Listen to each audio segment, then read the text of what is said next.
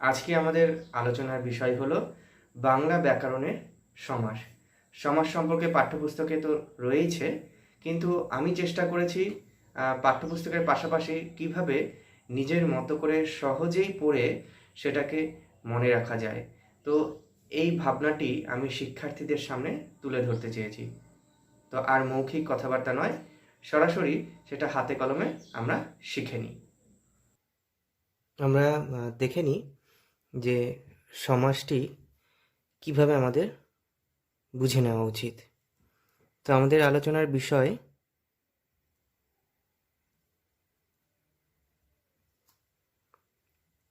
সমাস। আমি চেষ্টা করছি এখানে যতটা স্পষ্ট বোঝানো যায়।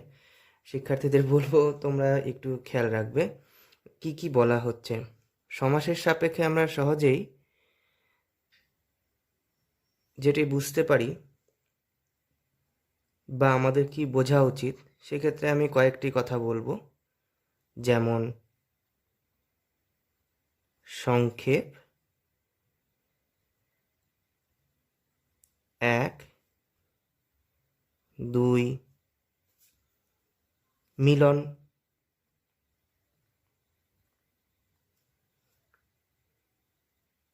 তিন, একাধিক পদের একপদীকরণ।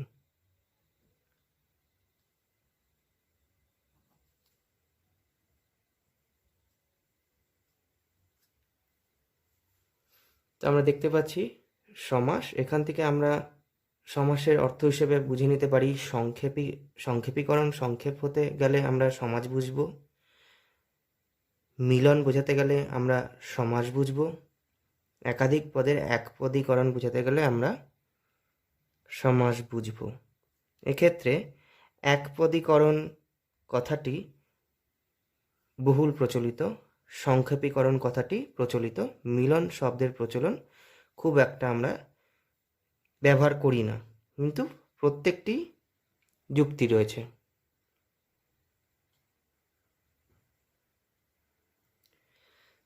তো আমাদের আলোচনাটা কিভাবে এগানো যায়, সংজ্ঞাটা লিখে নিই। সংজ্ঞা হতেই পারে এখান থেকে যে পরস্পর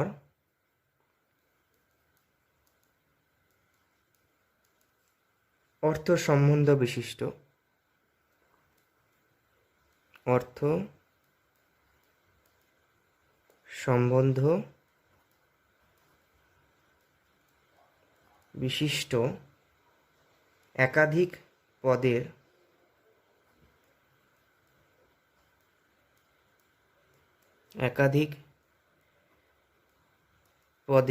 একপদীকরণকে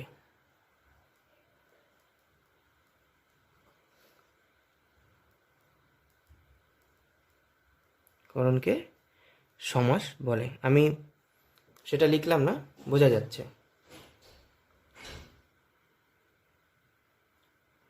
এক্ষেত্রে একাধিক পদ এই শব্দটিকে, না সরি, পদ বলবো, একাধিক, কারণ বাক্যে ব্যবহৃত হয়েছে, সঠিক বলতে গেলে এটা পদ। তো একাধিক এই পদটিকে আর কিভাবে ডেকোরেশন করা যায় নিজের ইচ্ছে অনুযায়ী, দুই বা তার অধিক লিখতে পারি। এর বদলে আমরা লিখতে পারি বা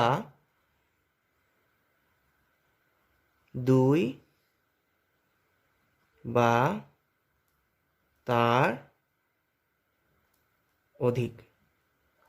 সংজ্ঞার ক্ষেত্রে যদি আমি চেঞ্জ করতে চাই আমার নিজের মতো করে, তাহলে কিন্তু বোঝাই যাচ্ছে যে, সরি আমি একটু অ্যাডজাস্ট করে নিচ্ছি। হ্যাঁ, পরস্পর অর্থ সম্বন্ধ বিশিষ্ট একাধিক পদের একপদীকরণকে সমাস বলে। যদি সেকেন্ডভাবে আমি বলতে চাই নিজের মতো করে, আবার পরস্পর অর্থ সম্বন্ধ বিশিষ্ট দুই বা তার অধিক পদের একপদীকরণকে বা মিলনকে বা সংক্ষেপীকরণকে সমাস বলে। সেই জন্য শুরুতে কিন্তু আমি তিন ধরনের অর্থ এখানে লিখবার চেষ্টা করেছি।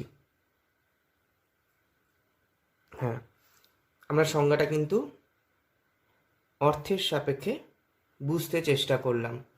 উদাহরণ অবশ্যই থাকা দরকার। যখনই কোনো সংজ্ঞা চায় উদাহরণ না দিলে সেটা সম্পূর্ণ হয় না। আমরা একটা উদাহরণ দেখি কি লেখা যায়। যেমন আমি লিখতেই পারি, আমার মনে হচ্ছে যে আমি সমাস লিখি। সমাসটার উদাহরণ এক্ষেত্রে মানে আমরা পুরোটা এখনও শিখিনি, তো আমি একটা শব্দ লিখছি যে বিদ্যায় উৎসাহী। লিখলাম বিদ্যায় উৎসাহী।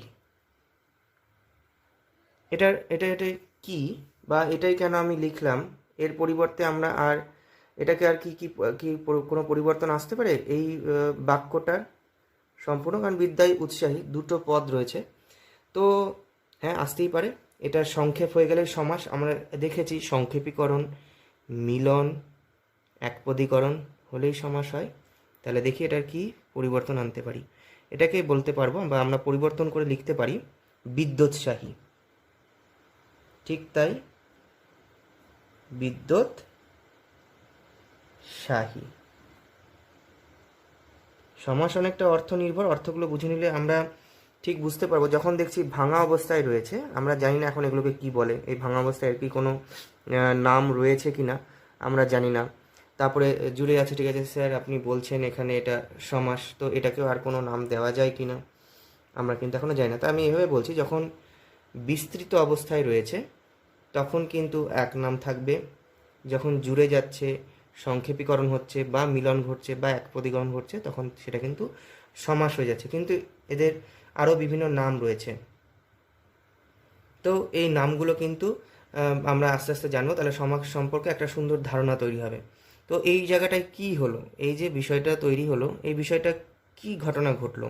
আমরা তো জানি একপদীকরণ হলো, মিলন হলো, সংক্ষেপ হলো। আমরা আর একটু ডিটেলসে বুঝে নিই, পরীক্ষায় আসবে না, আমি বলছি না পরীক্ষায় আসবে, কিন্তু ডিটেলসে বুঝে নিলে আমাদের কিন্তু আর কোনো দিন ভুলবো না বা আমাদের কোনো দিন অসুবিধে হবে না সমাজ সম্পর্কে। এটাকে আমরা বলতে পারি বাক্য সংক্ষেপ হলো। লিখেই রাখি এখানে আমি বাক্য সংক্ষেপ হলো, হ্যাঁ অবশ্যই। আর কি হলো, বাক ভঙ্গি সুন্দর হলো। আমার মনে হচ্ছে তাই যে আমার বলার ভঙ্গিটাও কিন্তু সুন্দর হলো। কোথায় ব্যবহার করব সেটা হতেই পারে, আমার ব্যবহার উপযুক্ত জায়গা অনুসারে আমি ব্যবহার করতে পারি। বাক ভঙ্গি সুন্দর হলো, তা আমি কিন্তু দুটো জায়গা পেলাম, দুটো জিনিস দেখতে পাচ্ছি। এক, বাক্য সংক্ষেপ হলো। দুই, কিন্তু বিদ্যোৎসাহী বললে বাক ভঙ্গি সুন্দর হলো। বাহ, খুব ভালো। এরপরে আমরা আর কি কি শিখতে পারি, আর কি কোনো উদাহরণ দিয়ে বোঝানো যায়? হ্যাঁ, আমরা অসংখ্য উদাহরণ পাবো। দেখি আর একটা উদাহরণ আমরা তাহলে লিখে নিই। তো একটা আমরা এরকমই বিস্তৃত বাক্য লিখে নিই, দেখা যাক সেখান থেকে কি শেখা যায়। তা আমি সমাসিক থেকে আবার একটা বিস্তৃত বাক্য লিখে নিচ্ছি। লিখি, আমার যেটা মনে হয় যে হ্যাঁ একটা মাথায় আসছে, সেটা লিখি যে জীবন নাশের আশঙ্কায় যে বীমা। আমরা যে বিস্তৃত বাক্যটা লিখবো সেটা হচ্ছে, আমি একটু জায়গা নিয়ে লিখছি, জীবন নাশের আশঙ্কায়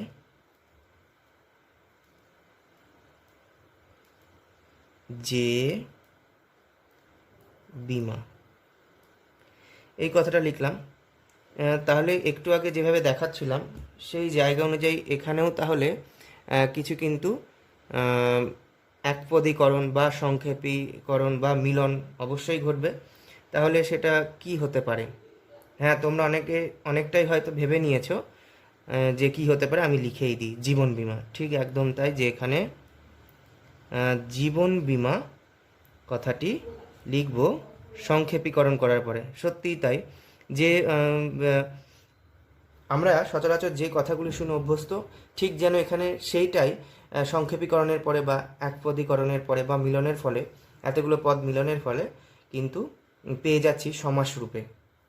তো পরীক্ষায় বা ঠিক কি থাকে সেগুলো তো পরের আলোচনার বিষয়। তাও বলে দিই যে পরীক্ষার ক্ষেত্রে এই সমাসগুলো দেয়া থাকে, আমাদের কিন্তু এই বিস্তৃত বাক্যটাকে লিখতে হয়।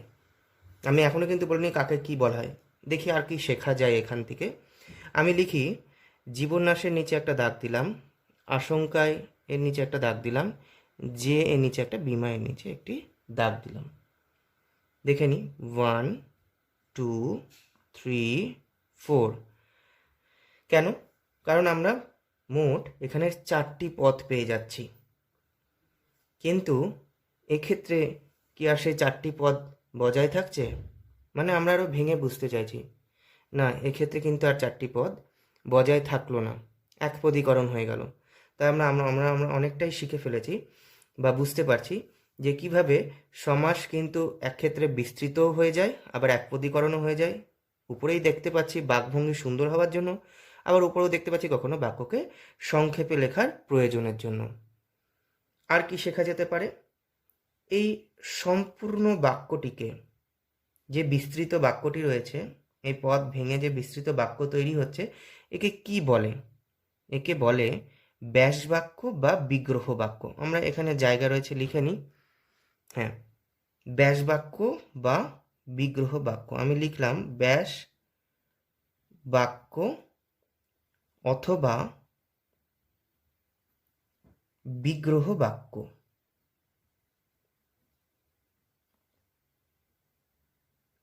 আমি কিন্তু বলে দিচ্ছি আস্তে আস্তে, যদি দেখতে অসুবিধে হয় তাহলে আমার মনে হয় টুকে নেওয়া যাবে। তো এটাকে বলা হচ্ছে ব্যাস বাক্য বা বিগ্রহ বাক্য। তো যদি আমি এখানে একটা ব্র্যাকেট দিই এবং এখানে একটা অ্যারো সাইন দিয়ে দিই, হ্যাঁ, তাহলে বোঝা যাচ্ছে আরও স্পষ্ট যে এই বাক্যটির সাপেক্ষে একে ব্যাস বাক্য বা বিগ্রহ বাক্য বলছে। তাহলে এটা তো বেশি দূর নয়, এতটা নয়, তাহলে কতটা? এই বাক্যটি। তাহলে আমি এখানে ব্র্যাকেট ক্লোজ করে দিচ্ছি। খুব সুন্দর। এরপরে আর কি শেখা যেতে পারে? তাহলে সমাসকে কিন্তু, এই শব্দটির সমাস আমরা বুঝছি, তাহলে এর বিস্তৃত বাক্যটিকে ব্যাস বাক্য বা বিগ্রহ বাক্য বলা হচ্ছে। এর সংজ্ঞা কি হতে পারে আমরা এখন এগুলোতে এই মুহূর্তে যাচ্ছি না। আমরা পরপর আর কি কি এখান থেকে শিখে নিতে পারি এই লাইনগুলো থেকে, মানে এদিকের এই একপদীকরণ থেকেও আর কি শেখা যায়। তাহলে যখন সমাস হচ্ছে, এখানে দেখা যাচ্ছে জীবন বীমা, দুটো শব্দ রয়েছে, দুটোর অর্থ অবশ্যই থাকে। সরি, এদের থেকে কি কিছু শেখা যায়? হ্যাঁ, শেখা যায়। এটাকে যদি আমি দুটো খণ্ডে ভাগ করে দিই, এরকম ভাগ করলাম, দেখছি দুই দিকে দুটো পদ দেখা যাচ্ছে। তাহলে প্রথমেরটিকে প্রথম পদ এরকম কিছু, হ্যাঁ অনেকটা তাই। তাহলে আমি লিখে দিচ্ছি পূর্ব পদ। প্রথমটির ক্ষেত্রে দেখা যাচ্ছে তাকে পূর্ব পদ বলছে। তাহলে পরেরটির ক্ষেত্রে বলা হচ্ছে তাকে পরপদ। অর্থাৎ জীবন হলো পূর্বপদ, বীমা হলো পরপদ। আর কিছু হতে পারে? আরেকটু আমি দাগটা বড় করি। পরপদের আরেকটি নাম রয়েছে অথবা। অথবাটা ছোট করলাম যেহেতু এখানে আরেকটি নাম লিখব। অথবা এটা বলা যেতে পারে উত্তর পদ। আমরা কিন্তু এখনো সংজ্ঞায় যাইনি, এখানকার সব কিছুর সংজ্ঞা হতেই পারে, আমরা সেই ডিটেলসে যাচ্ছি না এখনো।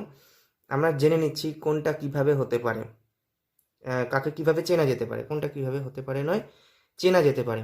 তো জীবন হলো পূর্বপদ, বীমা হলো পরপদ। বীমার এই পরপদের আরেকটি নাম রয়েছে উত্তরপদও বলা হয়। ঠিক আছে, এটা বুঝলাম, এটাকে সমাস বলছে। কিন্তু ব্যাকরণ ভিত্তিক এর কি সমাস তো বুঝলাম, একে কি আলাদাভাবে বিচার করা যায় এর নামকরণ দিয়ে? হ্যাঁ, বিচার করা যায়। যেটা এই দুটো, এই পুরো বিস্তৃত বাক্য থেকে যেহেতু এরা দুজনে এসে যুক্ত হচ্ছে, তো শুধু সমাসের মধ্যেই এরা আবদ্ধ থাকছে না।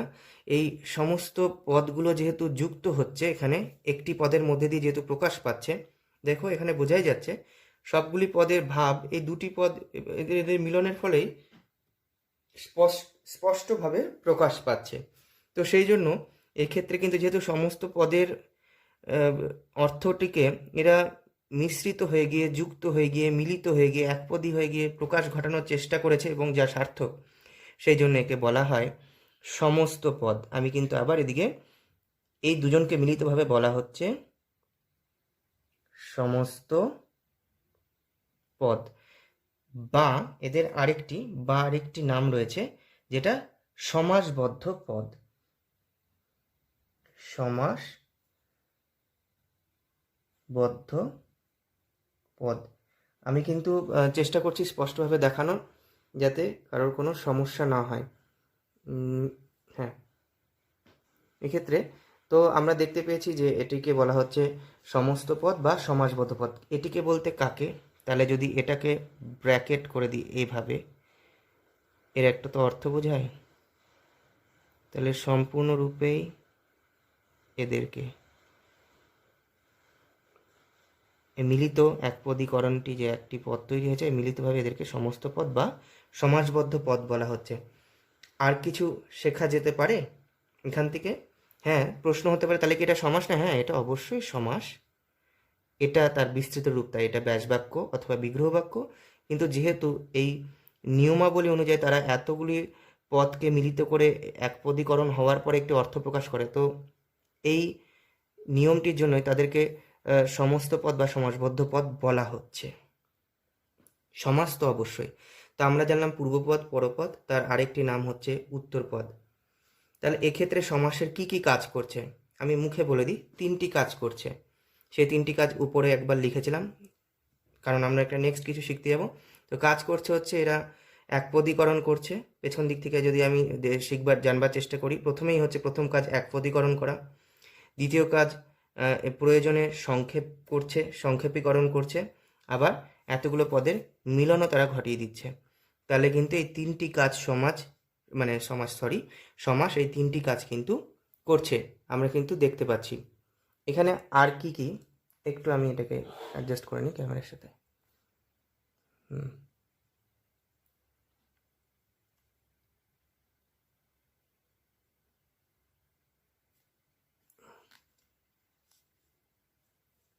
একটু টাইম নিলাম। হ্যাঁ, এখানে আর কি কি আমরা শিখে নিতে পারি, এখানে আরও কিছু শেখার রয়েছে। এবার আমরা জীবন বীমা এই শব্দটির সম্পর্কে কিছু তথ্য জানবার চেষ্টা করব। লিখে নিই। আমি জীবন বীমা শব্দটা পেজের বাঁ দিকে লিখছি। প্রথমে লিখলাম জীবন, তারপরে এবং দিয়ে লিখলাম বীমা।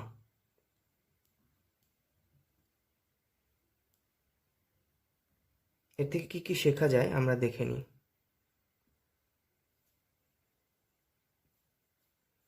এটি ব্যাস বাক্যেও রয়েছে। দেখো, জীবন এবং বীমা শব্দটি ব্যাস বাক্যেও রয়েছে।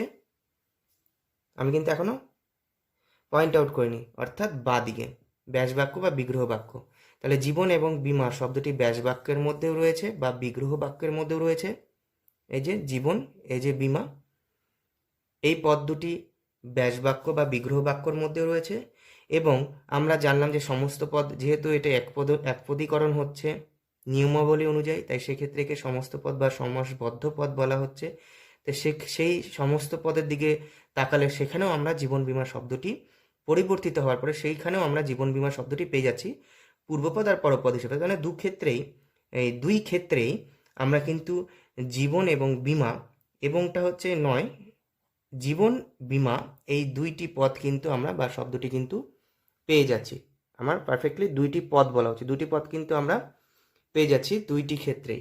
তো দুইটি ক্ষেত্রে পেয়ে যাচ্ছি, তাহলে একে কি বলা হচ্ছে? যেহেতু এটিকে সমস্যমান পদ বলা হয়, আমি কিন্তু বলছি একপদীকরণকে সমস্যমান পদ বলছি না, এই দুইটি পদের জন্য একে সমস্যমান পদ বলা হয়। তো সমস্যমান পদ শব্দ লিখে যদি এর সংজ্ঞাটা লিখি, তাহলে কিন্তু তোমাদের বুঝতে সুবিধে হবে। তো জীবন এবং বীমা এই পদ দুটি কিন্তু সমস্যমান পদ। সমস্যমান পদ। আমি একটা অ্যারো সাইন দিলাম যাতে একে আলাদা করে দেখানো যায়। একটু দাগ দিয়ে দিই, দাগটা পারফেক্ট হলো না, ঠিক আছে। আমরা লিখে নিই, যদি এর সংজ্ঞা তৈরি করি তাহলে আমরা সংজ্ঞাটা কি লিখতে পারি। লিখি, যে পদগুলির সমবায়, যে, আমাকে মাঝে মাঝে ক্যামেরা দেখতে হচ্ছে যে শীটটা ঠিকঠাক থাকছে কি না।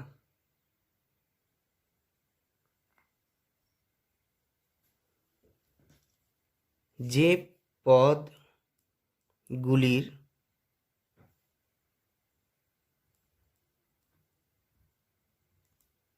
সমবায়ে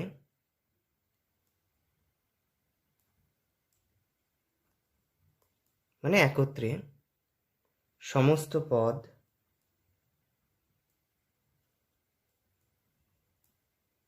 যে পদগুলির সমবায়ে সমস্ত পদ গঠিত হয়,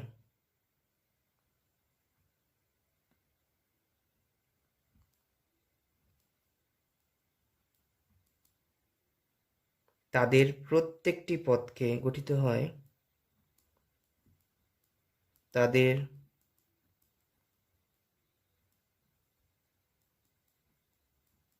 প্রত্যেকটি পদকে যে পদগুলির সমবায়ে সমস্ত পদ গঠিত হয় তাদের প্রত্যেকটি পদকে সমস্যমান পদ বলে। তাদের প্রত্যেকটি পদকে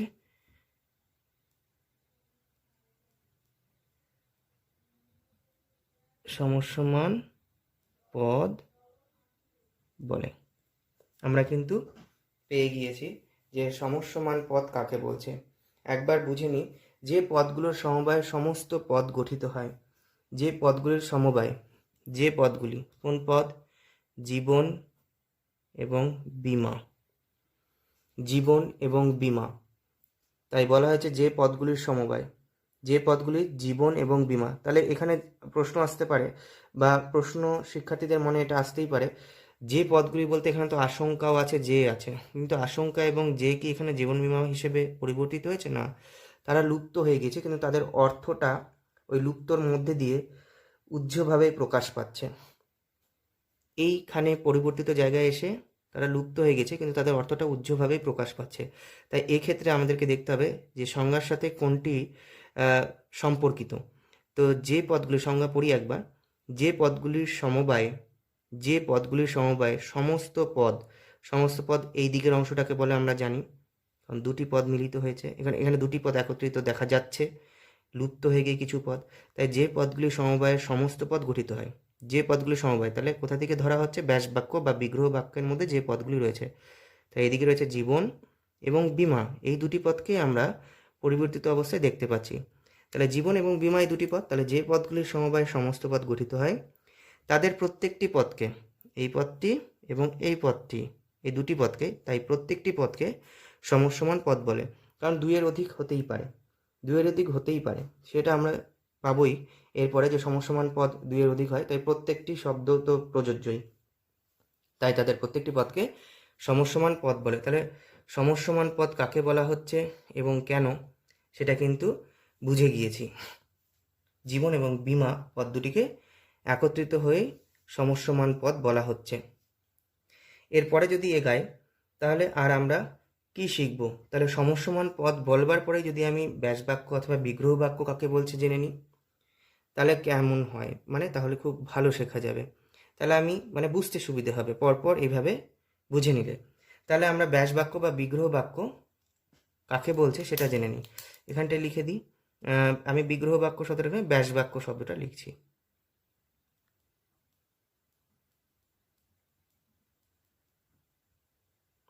কারণ পেজের এই পৃষ্ঠায় জায়গা কমে এসছে, তো এখানে ব্যাস বাক্যটা, বিগ্রহ বাক্য আর লিখলাম না শব্দটি, আমরা দেখতেই পাচ্ছি ব্যাস বাক্যকে বিগ্রহ বাক্য বলা হয়। তো আমরা ব্যাস বাক্য কাকে বলছি সেটা শিখে নিই। লিখি, সমস্যমান পদগুলির মধ্যে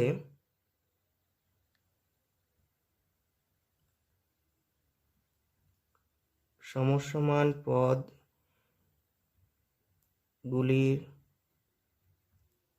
মধ্যে সমস্যমান পদগুলির মধ্যে যে অর্থের সম্বন্ধ, পদগুলির মধ্যে যে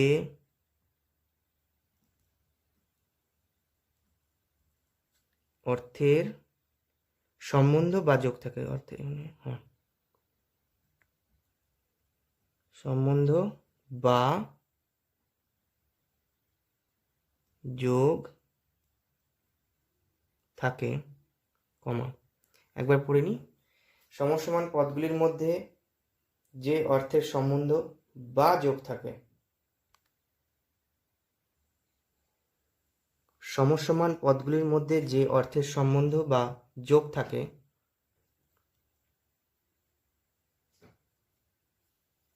কমা, যে বাক্য বা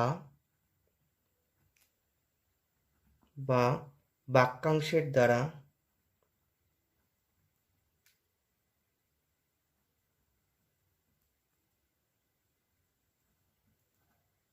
তা ব্যাখ্যা করে দেখানো হয়, দ্বারা তা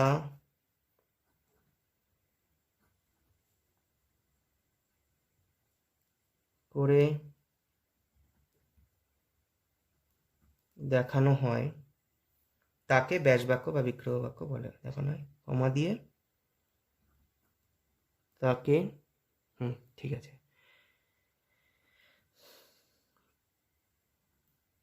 ব্যাস বাক্য বা, আমি আর লিখছি না, বিগ্রহ বাক্য বলে।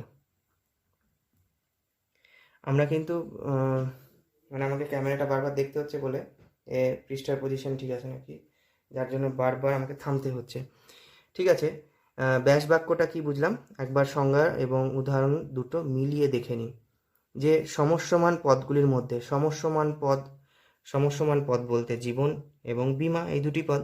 সমস্যমান পদগুলির মধ্যে যে অর্থের সম্বন্ধ বা যোগ থাকে, এখানে সমস্যমান পদগুলির মধ্যে অর্থের সম্বন্ধ বা যোগ রাখার জন্য আশঙ্কায় যে এই সমস্ত পদগুলো অবশ্যই এসেছে, নাহলে তো জীবন বীমা বললে বা জীবন নাশের এর তো এইভাবে কিন্তু এসেছে অর্থ সম্বন্ধ তৈরি করার জন্য, না থাকলে কিন্তু জীবন বীমা পুরো অর্থহীন, পাশাপাশি এইভাবে হতো না।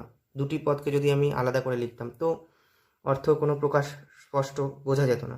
তো সমস্যমান পদগুলির মধ্যে যে অর্থের সম্বন্ধ বা যোগ থাকে, কমা দিয়ে যে বাক্য বা বাক্যাংশের দ্বারা তা ব্যাখ্যা করে দেখানো হয়, যে বাক্য বা বাক্যাংশের দ্বারা, বাক্য রয়েছে, বাক্যের অংশ রয়েছে, এদের সাহায্য ছাড়া তো এতখানি বড় বাক্য তৈরি হতো না।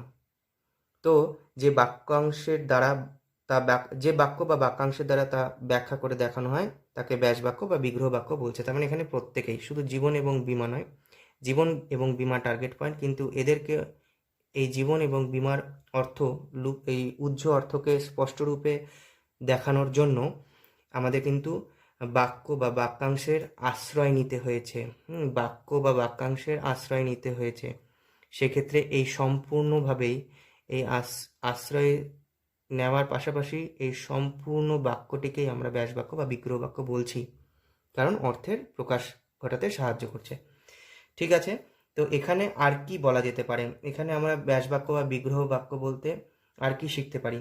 আর বলতে পারি সমাসবদ্ধ পদকে এভাবে বিস্তৃত করার নামই ব্যাস বাক্য বা বিগ্রহ বাক্য। এটা একটা মনে রাখার সুবিধার জন্য। সমাসবদ্ধ পদ, এটা সমাসবদ্ধ পদ বা একপদীকরণ বা সংক্ষেপীকরণ বা মিলন, সমস্ত পদ বা সমাসবদ্ধ পদ, এই যে, তাই সমস্ত পদ বা সমাসবদ্ধ পদের এই যে বিস্তৃত করার নামকেই বলা হয় কি, ব্যাস বাক্য বা বিগ্রহ বাক্য। আমাদের সমাসের প্রথম দিকের দেখা কিন্তু প্রায় শেষ। আমরা একবার রিপিট করে নিই বা পুনরায় পড়ে নিই যে সমাসের ক্ষেত্রে অর্থের দিক দিয়ে আমরা পাচ্ছি সংক্ষেপ, মিলন বা একপদীকরণ। দেখতেই পাচ্ছি প্রথমে 1 2 3। আমি যদি একটু লাল করে দিয়ে মার্ক করে দিই তাহলে হয়তো বুঝতে সুবিধা হবে যে কোন দিকে তাকাতে হবে। হ্যাঁ, 1 নম্বরে সংক্ষেপ, 2 নম্বরে মিলন, 3 নম্বরে একাধিক পদের একপদীকরণ। ঠিক আছে, তারপরে বুঝতে পারছি লেখা রয়েছে পরস্পর অর্থ সম্বন্ধ বিশিষ্ট একাধিক পদের একপদীকরণকে সমাস বলে। আমি লিখিনি ওটা, তাই সমাস বলে হবে। এবং একাধিকের জায়গায় আমি নিজেও ডেকোরেশন করে চেঞ্জ করতে পারি আমার ইচ্ছে, যে 2 বা তার অধিক পদের একপদীকরণকে সমাস বলে। এই যে চেঞ্জ বা পরিবর্তন এটা করা যায়, হ্যাঁ, সঙ্গের সাথে যদি, মানে সংজ্ঞার সঙ্গে যদি তাল, লয় সব ঠিক থাকে এবং ভাব যদি অর্থবহভাবে প্রকাশ পায়, আমি তো আমার দৃষ্টিভঙ্গিতে সেটা অবশ্যই ঠিক। বইয়ে যেটা লেখা রয়েছে হুবহু সেই সংজ্ঞাই হতে হবে এরকম কিন্তু ধারণাটা আমি কখনো এরকমভাবে পড়াশোনা করিনি। তাই সেই দিক দিয়ে আমি আমার মতো করে বলতে চেষ্টা করছি এটাই, যে আমি যদি অর্থ সম্বন্ধ বজায় রেখে ভাবটিকে সমাস বোঝাতে বলতে কি বোঝানো উচিত সেই ভাবটির প্রকাশ ঘটাতে পারি, আমরা কিন্তু নিজেরা সংজ্ঞা ডেকোরেশন করতে পারি। এটা আমার ভাষায় বললাম। আচ্ছা, উদাহরণের দিকে এগিয়ে যায়। যেমন বিদ্যায় উৎসাহী, তার মানে জানি, তখন আমরা জানতাম না, এখন জানি সেটা ব্যাস বাক্য বা বিগ্রহ বাক্য, কারণ সেখানে বাক্য বা বাক্যের অংশের আশ্রয় নেওয়া হয়েছে। তারপরে সেটার একপদীকরণ হয়েছে, মানে সমস্ত পদ বা সমাসবদ্ধ পদ, এই পাশে বিদ্যোৎসাহী লেখা রয়েছে। নিচে আমরা দেখতে পাচ্ছি কি কি কারণে প্রয়োজনটা কি হয়। বাক্য সংক্ষেপের জন্য, সংক্ষেপ করতে গেলে এটার প্রয়োজন হয় সমাসে, বা বাকভঙ্গি সুন্দর করার জন্য আমরা কথাবার্তা বলতে গিয়েও, লেখনির কাজেও, গদ্য হোক পদ্য হোক, আমরা সুন্দর ভঙ্গি সুন্দরের জন্য এই একপদীকরণ বা সমাসের আশ্রয় নিয়ে থাকি। তারপরে ব্যাস বাক্য বা বিগ্রহ বাক্য কি জানলাম, এবং তার পাশাপাশি কাকে কেন্দ্র করে, পুরো বিগ্রহ বাক্যের মধ্যে কোন দুটি পদকে কেন্দ্র করে সমস্ত পদ বা সমাসবদ্ধ পদ হয়, তাদের দুটি ভাগ, পূর্বপদ এবং পরপদ। পরপদের আরেকটি নাম উত্তরপদ, আমরা দেখতেই পাচ্ছি সেটা। এবং জীবন এবং বীমাকে সমস্ত পদ বা সমাসবদ্ধ পদ তো বলাই হচ্ছে, সমস্ত পদ বা সমাসবদ্ধ পদ, কিন্তু জীবন এবং বীমা তো একটি ব্যাস বাক্য বা বিগ্রহ বাক্য থেকে এসেছে, সেখানেও তো তাদের জায়গা রয়েছে, সেখানেও তো তারা রয়েছে, এখানেও রয়েছে। তাহলে তাদের আলাদা করে কিন্তু সমস্যমান পদ বলা হচ্ছে। জীবন এবং বীমা এই দুটি পদকে সমস্যমান পদ বলা হচ্ছে। এক্ষেত্রে আশঙ্কাও কিছু নয়, যে এও কিছু নয়, তো এই পদগুলো কিছু নয়, কিন্তু জীবন বীমা যেহেতু উভয় ক্ষেত্রে রয়েছে তাই এদেরকে কিন্তু সমস্যমান পদ বলা হচ্ছে। তারপরে আমরা জানলাম সমস্যমান পদকে আশ্রয় করে, তাই আমি পরে লিখলাম সমস্যমান পদকে আশ্রয় করে কিভাবে বাক্য, এই সমস্যমান পদগুলি কিভাবে বাক্য বা বাক্যের অংশের আশ্রয় নিয়ে একটি ব্যাস বাক্য বা বিগ্রহ বাক্য তৈরি করে এবং সেই তার বিস্তৃতির ফলে সেই অর্থটি প্রকাশ পায় যেটি উচ্চ অবস্থায় ছিল। ঠিক আছে, আমরা সমাসের এখানে কিছুটা অংশ দেখলাম। এরপরে আমরা সমাজ থেকে আর কি শিখতে পারি, আমি এখান থেকে এই পৃষ্ঠাটিকে সরালাম, আমরা দ্বিতীয় পৃষ্ঠায় যাই, তাহলে আমরা লেখালেখির মাধ্যমে দ্বিতীয় জায়গাটি স্পষ্ট করতে পারবো।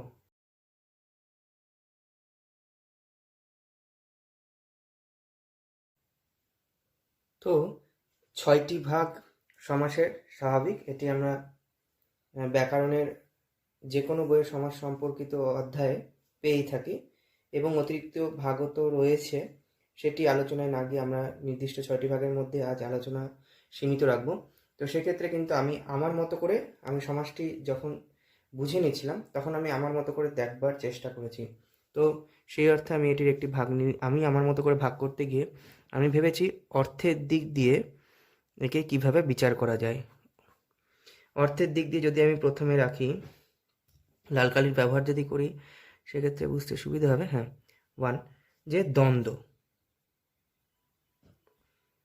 2 আমি লিখলাম দ্বিগু, তৎপুরুষ, কর্মধারয়। 3 আমি লিখলাম বহুব্রীহি।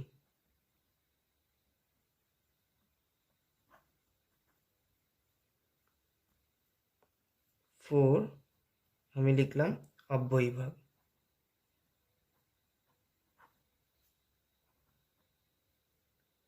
এদের সাপেক্ষে কিভাবে বিচার করা যায়?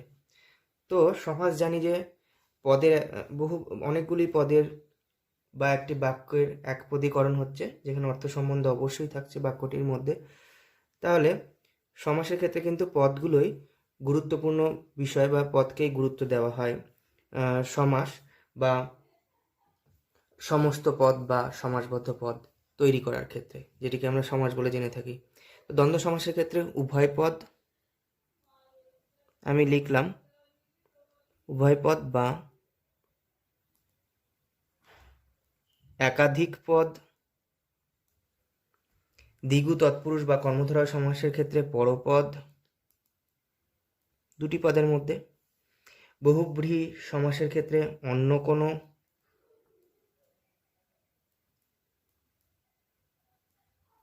বা নতুন অর্থ।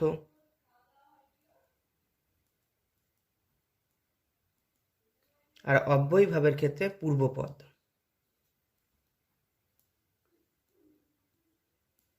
কি হয়? প্রাধান্য পায়। আমি লিখছি না, এখানে জায়গাটি অতিরিক্ত জায়গা লেগে যেতে পারে, আমি যেগুলো বোঝাতে চাই হয়তো সেটা দেখানো হবে না।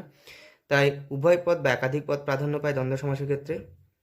দ্বিগু তৎপুরুষ এবং কর্মধারয়ের ক্ষেত্রে কেবলমাত্র পরপদই প্রাধান্য পায়। বহুব্রীহিতে সেরকম কোনো উভয় পদ বা একাধিক পদ, পরপদ কিংবা পূর্বপদ এসবের কোনো ব্যাপার নেই। সব পদের ঊর্ধ্বে উঠে গিয়ে বহুব্রীহির ক্ষেত্রে নতুন অর্থ প্রকাশ পায় বা অন্য কোনো অর্থেও প্রকাশ পায়। অন্য কোনো লিখেছি, মানে অন্য কোনো অর্থ বা নতুন অর্থ প্রকাশ পায়। আর অব্যয়ীভাব এই সমাসের ক্ষেত্রে পূর্বপদ প্রাধান্য পায়। তাহলে কিন্তু আমরা কিন্তু পরপর দেখে নিলাম যে কোন সমাসের ক্ষেত্রে কিভাবে আমরা চিহ্নিতকরণ করব যে এই সমাসবদ্ধ পদটি বা সমস্ত পদটি বা এই সমাসটিকে আমাদের ঠিক সমাসের কোন বিভাগের ওপরে বিচার করা উচিত। এটা কিছুটা শিখলাম। আরও কি আরও কি ভেঙে শেখা যায়? হ্যাঁ, শেখা যায়। উদাহরণ অবশ্যই লিখতে হবে, নাহলে তো হবে না। আমি উদাহরণগুলো লিখতে শুরু করছি। প্রথমে আমি লিখলাম দিন রাত্রি। প্রথমে আমি লিখলাম দিন রাত্রি। তারপর আরেকটি উদাহরণ লিখে নিই, গুরু শিষ্য। গুরু শিষ্য। দেখে নিই বোঝা যাচ্ছে কি না। হ্যাঁ, বোঝা যাচ্ছে। একটু সরে গেছে, সরি। গুরু শিষ্য, দিন রাত্রি। তারপরে আমি আরও কিছু উদাহরণ লিখি, যেমন পঞ্চপ্রদীপ।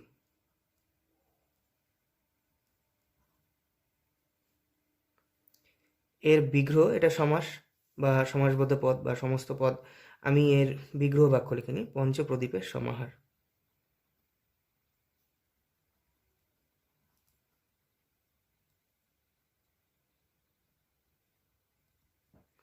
এরপরে আরেকটি উদাহরণ লিখে নিই, ট্রেন ভ্রমণ।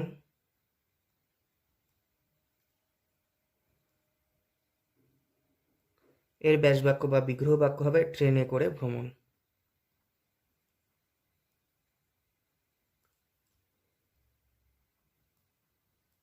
কে কোন সমাস আমি কিন্তু সেগুলো এখনো বলিনি, সেগুলো তোমরা সকলেই বলতে পারবে। এরপর আরেকটি উদাহরণ লিখে নিচ্ছি, দন্তস্ব বর্গ জয় জয়, দন্তান্ন সজ্জন, যেটার বিগ্রহ বা ব্যাকরণ বাক্য হবে সৎ যে জন। সরি, এক্ষেত্রে বিগ্রহ বাক্যগুলোকে ব্র্যাকেট করে দিচ্ছি যাতে বোঝা যায়। এর বিগ্রহ বাক্য লিখে নিই দিনরাত্রি বা গুরু শিষ্যের ক্ষেত্রে। আমরা একটু এবার বুঝে নিই ধীরে সুস্থে। দ্বন্দ্ব সমাসের ক্ষেত্রে উভয় পদ বা একাধিক পদ প্রাধান্য পায়। একাধিক পদ দিয়ে আমি এখন উদাহরণ দিইনি, তো এখানে দেখা যাক দিন রাত্রি কি উভয় পদ প্রাধান্য পাচ্ছে। আমার সরাসরি হ্যাঁ, একটা দ্বন্দ্ব সমাস হবে, কিন্তু কেন?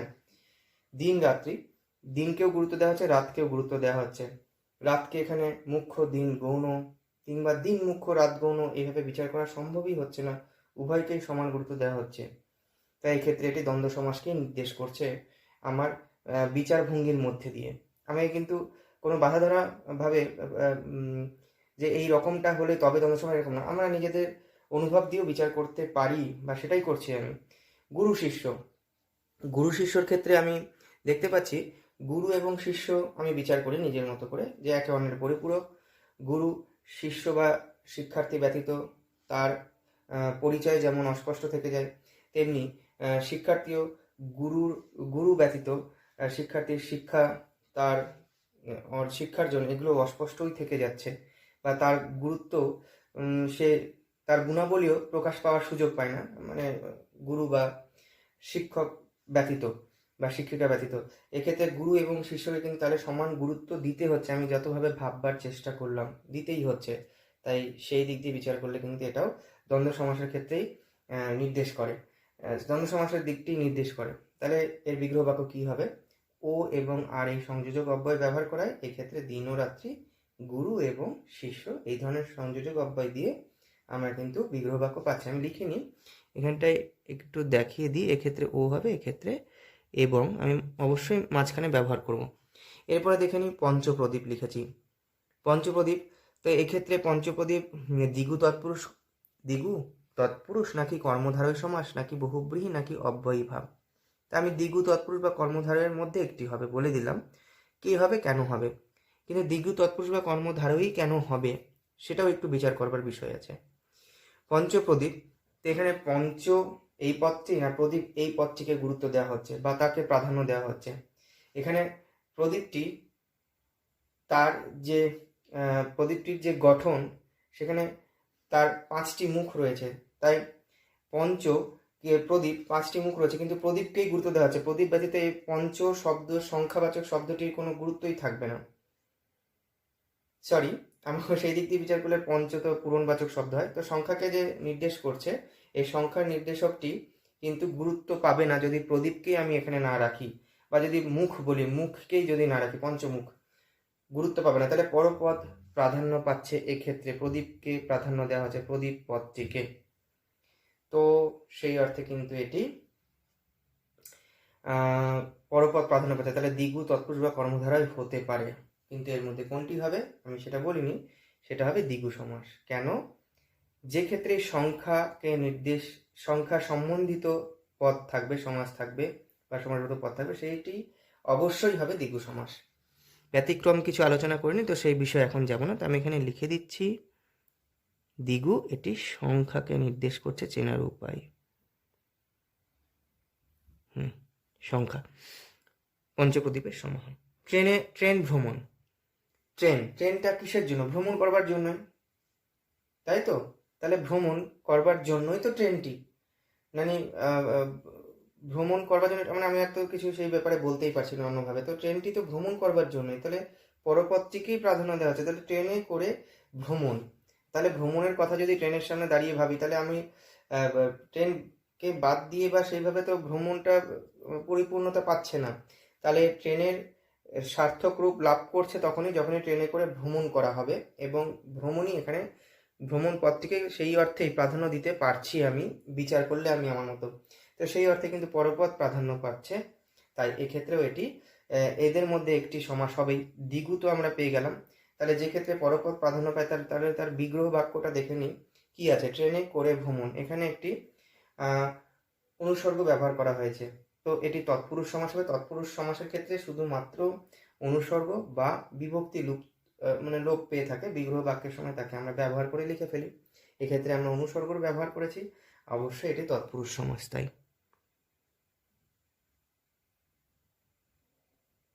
এটি অনুসর্গ।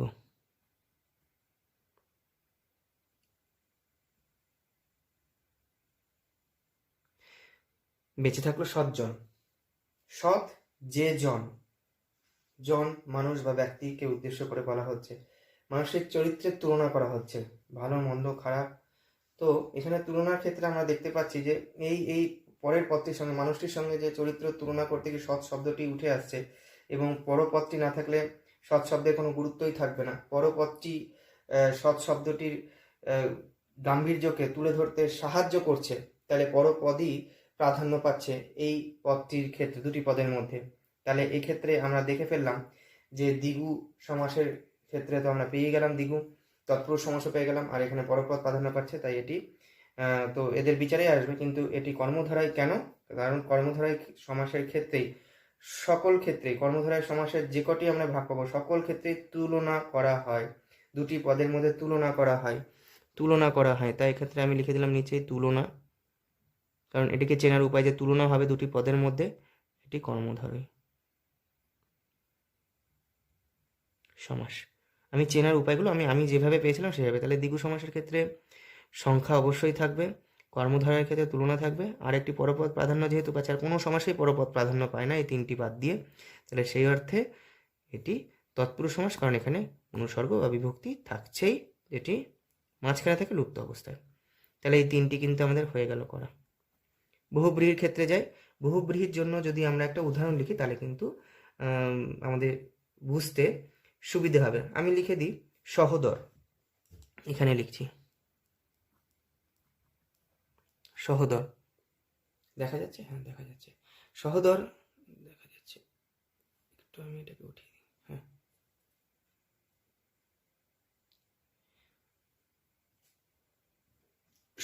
সহোদর শব্দের যদি দুটো ভাগ করে সহ, আমি এখানে বিশ্লেষণ করছি না, সহর সাপেক্ষে আসছে সহনশীলতা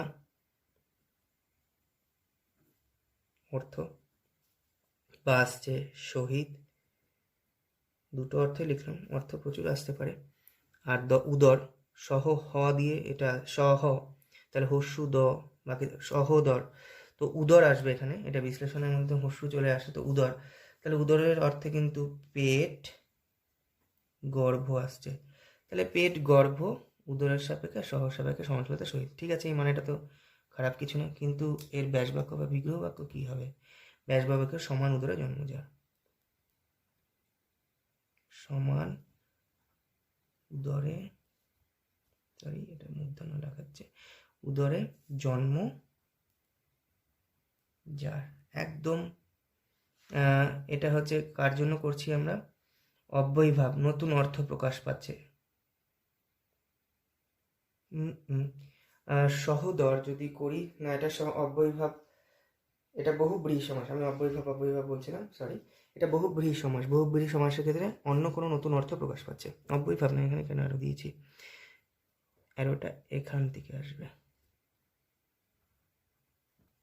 একটু শিক্ষার্থীদের হয়তো বুঝতে অসুবিধে হতে পারে, কিন্তু আমি চেষ্টা করছি স্পষ্ট রাখবার, যে বহুব্রীহি সমাসের সাপেক্ষে চেনবার, বহুব্রীহি সমাসকে চেনবার উপায় সত্যি সহ সহনশীলতা বা সহিত, উদর বলতে পেট বা গর্ভ এই অর্থ হয়, কিন্তু এখানে সমান উদরে জন্ম যার নতুন অর্থ একটি প্রকাশ পাচ্ছে।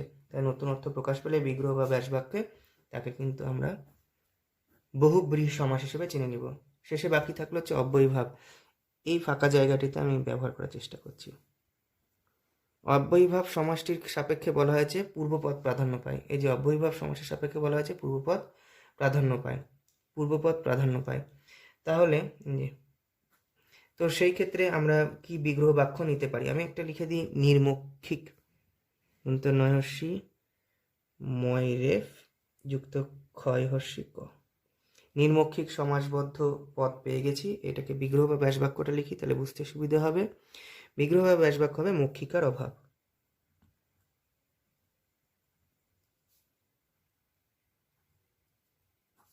এখানে বলেছে পূর্বপদ প্রাধান্য পাবে।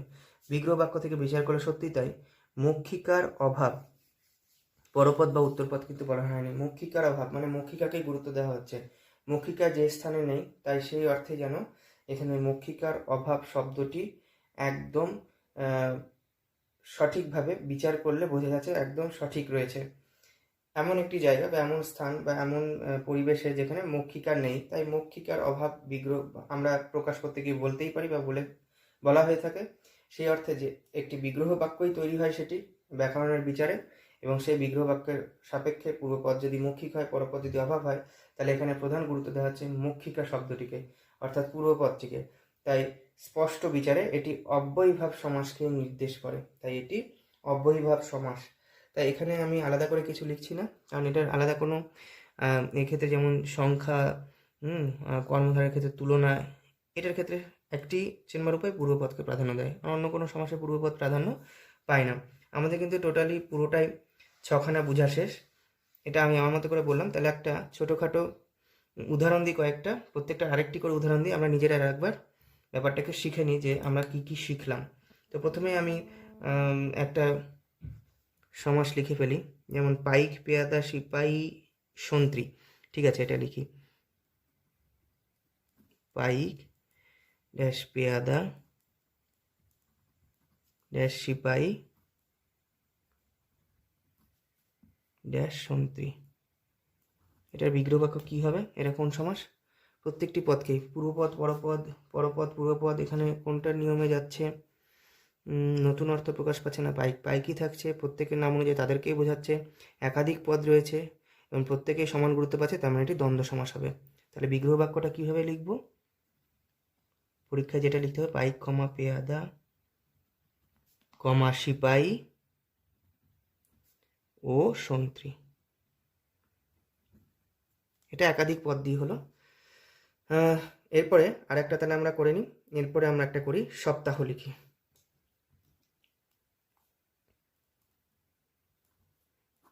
সপ্তাহ, সপ্তাহের বিগ্রহ বাক্য সপ্ত অহের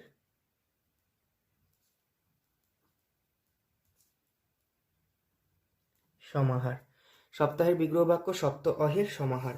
সপ্ত বলা হয়েছে, সপ্তাহ, সপ্ত অহের সমাহার, সমাহার নয়, সপ্ত এবং অহ, সপ্ত অহের। তো এক্ষেত্রে আমরা যদি সপ্ত অহের সমাহার বলি, তাহলে সেই দিক দিয়ে বিচার করলে এখানে কিন্তু আমরা একটা সংখ্যা পেয়ে যাচ্ছি। সেদিক দিয়ে বিচার করলে কিন্তু এখানে আমরা একটা সংখ্যা পাচ্ছি। তাহলে সংখ্যার সাপেক্ষে কিন্তু অনায়াসেই আমরা যা শিখেছিলাম যে এটি দ্বিগু সমাসকে নির্দেশ করে। তো যদি দ্বিগু সমাসকে নির্দেশ করে, তাহলে সেই দিক দিয়ে বিচার করলে কি এটি সত্যি সত্যি দ্বিগু সমাস হয়, নাকি আরও কিছু করা যায়? না, সংখ্যা থাকলে তো দ্বিগু সমাস হবেই। এর পাশাপাশি বলেছিলাম আমরা পূর্বপদ এবং পরপদ। পূর্বপদ এবং পরপদের ক্ষেত্রে আমরা এখানে পূর্বপদ না পরপদ প্রাধান্য পাচ্ছে সেটাও বিচার করে নিতে হবে। তো সেক্ষেত্রে আমরা বিচার করে নিই যে এখানে কোন পদটি প্রাধান্য পাচ্ছে। তাহলে সেই দিক দিয়ে বিচার করলে সপ্ত রয়েছে পূর্বে, অহ রয়েছে পরে, তাহলে অহ বলতে দিন বা দিবসকেই বোঝায়। তো সংখ্যাটি ওই 7টি দিন বা 7টি দিবসের সাথে সম্পর্কিত না হলে কখনোই সংখ্যাটি এই জায়গায় সে নিজেকে সম্পূর্ণ রূপ দিতে পারবে না। তাহলে সপ্ত বা 7 সংখ্যাটি দাঁড়িয়ে রয়েছে দিবসের উপর নির্ভর করেই, অর্থাৎ অহের উপর নির্ভর করে, তাই এটি পরপদ প্রাধান্য পাচ্ছে। ঠিক আছে, তাহলে এটি হয়ে গেল দ্বিগু সমাস। লিখে দিই দ্বিগু। তারপরে আরেকটি উদাহরণ দিয়ে দিই, নরসিংহ। নরসিংহ, হ্যাঁ দেখা যাচ্ছে। নরসিংহের জন্য বিগ্রহ বাক্য হবে নরসিংহের মতো। নরসিংহের মতো। তো এই ক্ষেত্রে নর সিংহ, নর আর সিংহ এই দুজনের মধ্যে কি করা হচ্ছে?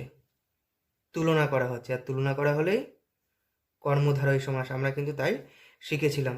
তাহলে কর্মধারয় সমাস আরেকটি দেখে নিই, যেটি কোন পদ প্রাধান্য পায়? নর প্রাধান্য পাচ্ছে না সিংহ? না, নর সিংহকেই গুরুত্ব দেওয়া হচ্ছে। নর সিংহের মতো, মানে মানুষটি সিংহের মতো, তাহলে প্রাধান্য পাচ্ছে সিংহই। সিংহকে যদি আমরা লুপ্ত করে দিই তাহলে মানুষটির কোনো সেইভাবে নর মতো, কিসের মতো, কার মতো, আমরা কিন্তু স্পষ্ট হতে পারছি না। তাহলে সেই অর্থে কিন্তু এটি পরপদে প্রাধান্য পাচ্ছে, তুলনাও করা হচ্ছে, অর্থাৎ কর্মধারয় সমাস। লিখে নিই কর্মধারয়। তারপরে একটু অর্থ বেছে নিই, গোলায় ভরা, গোলা ভরা।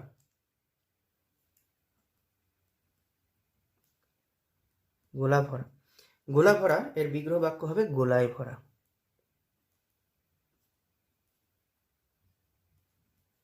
এক্ষেত্রে কোন পদ কথা হচ্ছে? গোলা ভরা রয়েছে, ভর্তি রয়েছে, পূর্ণ রয়েছে।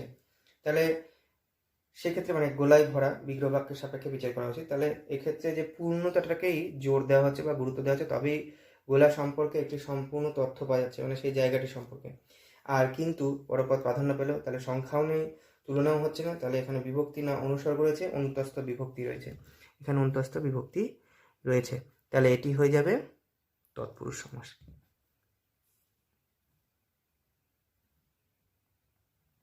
সরি, অন্তস্থ নয়, তৎপুরুষ সমাস লিখলাম না। আমরা 1 2 3 4টি দেখে নিলাম, আরও দুটি বাকি থেকে যাচ্ছে, তো আমরা কয়েকটা আরেকটি দেখে নিই। লিখে দিই উপকূল।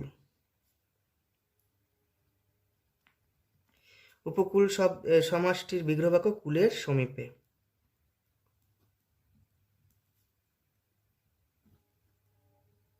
কুলের সমীপে, তো এটি কোন ভাব? এটি কি নতুন অর্থ প্রকাশ করছে? পুরোপদ পরপদ আমরা সেটা জেনে নিলাম। কোন পদ? কুলের সমীপে। সমীপে অর্থাৎ নিকটে, সমীপে অর্থাৎ নিকটে। তো কুলের সমীপে, তো এটি কোন সমাস হতে পারে? নতুন অর্থ প্রকাশ করছে না, সংখ্যাও বোঝাচ্ছে না, তুলনাও বোঝাচ্ছে না, অন্তস্থ বিভক্তি মানে অনুসর্গ বা বিভক্তি নেই, অনুসর্গ বা বিভক্তি নেই, দুটো পদকেই সমান গুরুত্ব দেওয়া হচ্ছে। কুল সমীপ না, কুলের সমীপে। তো এখানে কিন্তু নিকটে, কুলের, উপকূল বলতে কুলের নিকটে বা সমীপে, অর্থাৎ এই কুল না থাকলে এই নিকট বা সমীপ এই পদটি গুরুত্বহীন হয়ে পড়বে। কুল না থাকলে এই কিসের নিকট কিসের সমীপ, সেই দিক দিয়ে যদি আমি আমার মতো করে বিচার করি, তাহলে সমীপ পদটি গুরুত্বহীন হয়ে পড়ছে, অপ্রধান হয়ে পড়ছে। তাই এক্ষেত্রে প্রধান পদ রূপে কিন্তু কুল এই শব্দটিকে গুরুত্ব দিতেই হচ্ছে, যদি আমি আমার মতো করে ভেবে বিচার করবার চেষ্টা করি। তাই পূর্বপদ প্রাধান্য পাচ্ছে, তাই এটি হয়ে যাচ্ছে অব্যয়ীভাব। কারণ আমরা শিখেছিলাম পূর্বপদ প্রাধান্য পেলে সেটি অব্যয়ীভাব সমাস হয়, অব্যয়ীভাব সমাস হয়, আমরা শিখেছিলাম। তো আর আমাদের বাকি থাকলো হচ্ছে একটাই সমাস, বহুব্রীহি সমাস। আমরা জানি নতুন অর্থ প্রকাশ পাবে, তো লিখেও নি, তাও দেখি কিছু যদি নতুন আরও শিখতে পারি। পীতাম্বর, একটা ড্যাশ দিয়ে দিচ্ছি, হ্যাঁ পীতাম্বর।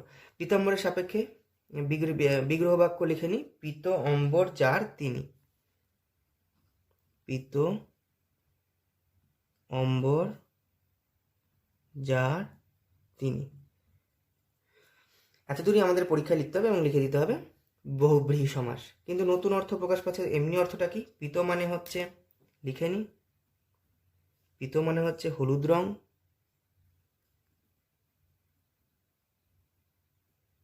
হলুদ রং, আর অম্বর তো আকাশ।